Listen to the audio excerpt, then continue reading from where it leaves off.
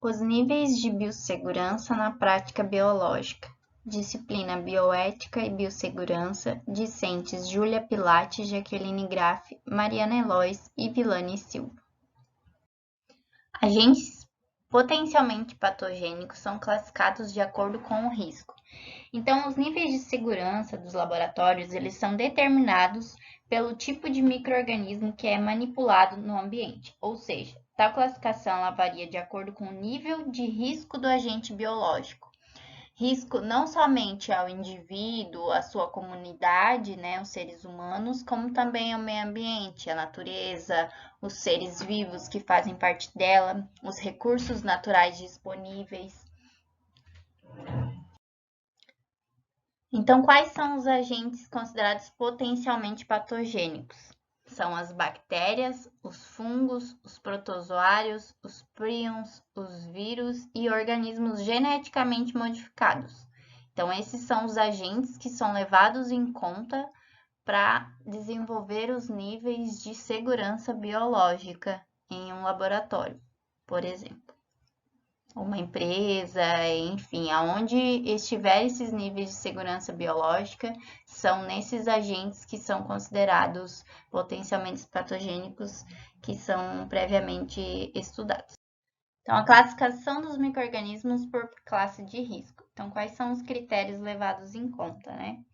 Tem-se a virulência, né, a patogenicidade e infectividade desse micro-organismo, os modos de transmissão, se é pela via aérea, se é por contato, né, como que ele é transmitido. A estabilidade do agente no ambiente, conforme temperatura, né, se ele fica estável por muitas horas ou por alguns minutos, segundos, então isso varia muito de micro-organismo para micro-organismo. A dose infectante, né, também quanto é necessário desse micro-organismo e tem uma alta mortalidade, né, nos seres vivos.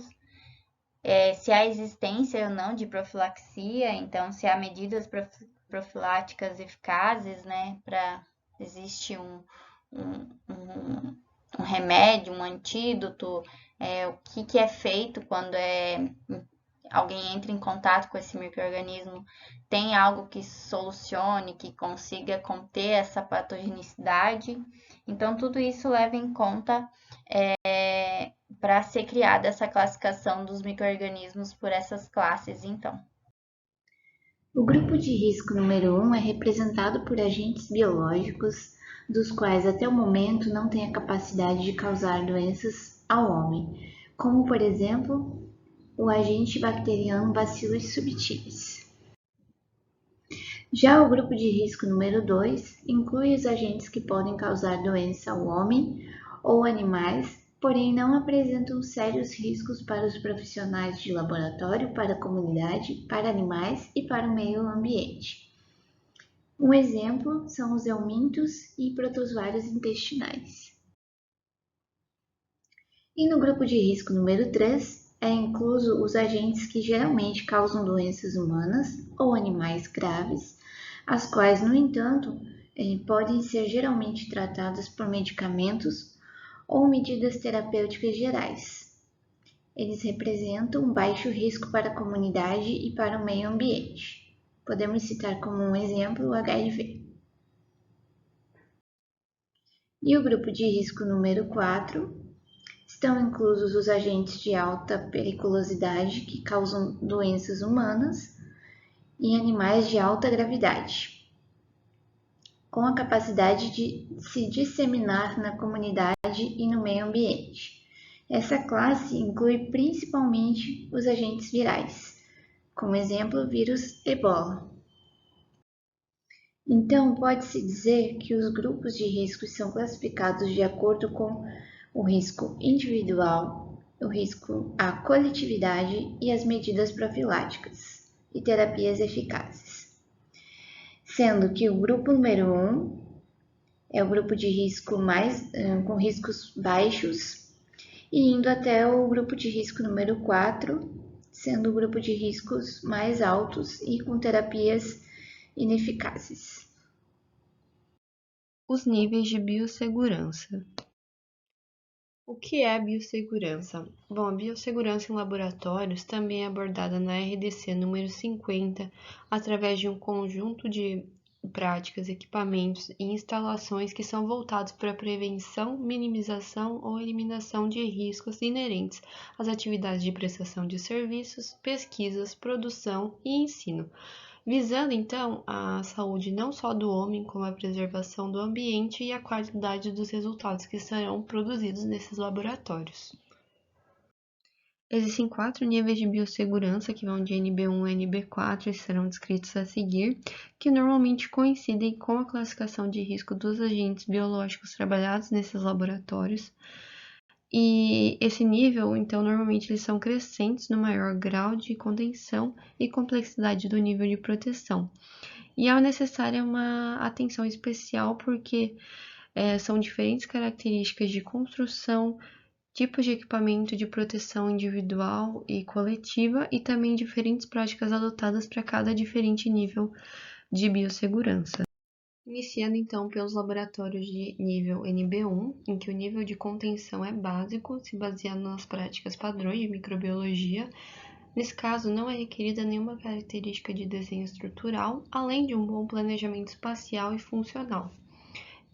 Nesse tipo de laboratório, se trabalha com micro-organismos que não causam enfermidades para o homem ou animais. No caso, são os micro-organismos pertencentes à classe de risco 1 e que também não causam impactos ambientais. E para se trabalhar nesse tipo de laboratório, é necessária a adoção das boas práticas laboratoriais. É necessária a utilização de equipamentos de proteção individual, os EPIs. O laboratório deve ter porta, pia para a lavagem das mãos, superfícies fáceis de limpar e móveis apropriados para reagentes. Os laboratórios NB2 são laboratórios de contenção, onde são manipulados micro-organismos pertencentes à classe de risco 2, como, por exemplo, laboratórios clínicos ou hospitalares, de níveis primários de diagnóstico. Além das boas práticas laboratoriais, são requeridos também o uso de barreiras primárias e secundárias, como o uso de cabines de biossegurança de classe 2, desenho e organização do laboratório, além da disponibilidade de uma autoclave. Além dos itens já citados até aqui, é importante que tenha também um aviso de risco biológico, precaução com pérfuros cortantes e também um manual de biossegurança. Os laboratórios NB3, eles são indicados para trabalho com agentes infecciosos que possam causar doenças graves e potencialmente letais. Então, eles são destinados à manipulação de micro-organismos pertencentes à classe de risco 3, ou para a manipulação de grandes volumes e altas concentrações de micro-organismos de classe 2.